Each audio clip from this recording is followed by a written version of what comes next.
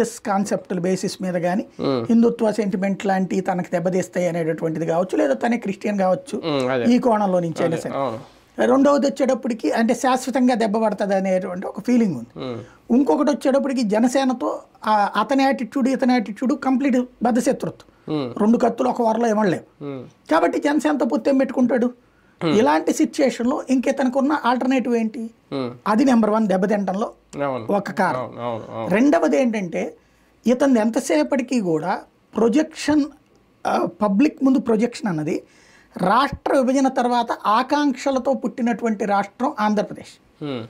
ఎందుకంటే ఉన్నదంతా కోల్పోయాం, ఆస్తులంతా కోల్పోయాం, ఇక్కడ కట్టుబట్టలతో వచ్చాం, అంటే ఇక్కడ ఉన్న వాళ్ళు ఉండిపోయాం, మన వాళ్ళంతా అక్కడ ఉండిపోయారు.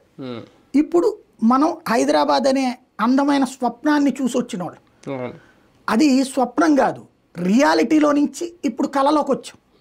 హైదరాబాద్ అనేది మనది, మన సొంతది అనే లెక్కన ఉండేవాళ్ళం. అది పోయి వెనక్కి వచ్చినప్పుడు అంటే ఓ పెద్ద రాజమహల్ లాంటి భవనంలో నుంచి అకస్మాత్తుగా ఒక పెంకుటింట్లోకి వచ్చేసినప్పుడు ఉండే సహజ సిద్ధమైన సైకలాజికల్ ఫీలింగ్ జనాలకు ఉంది.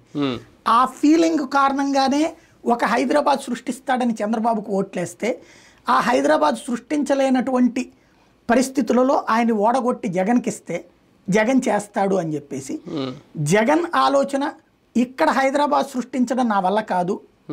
ఎందుకంటే అక్కడ ఉన్నటువంటి ఈక్వేషన్స్, క్యాస్ట్ ఈక్వేషన్స్ కావచ్చు, అక్కడ ఉన్నటువంటి ఆర్థిక వనరులు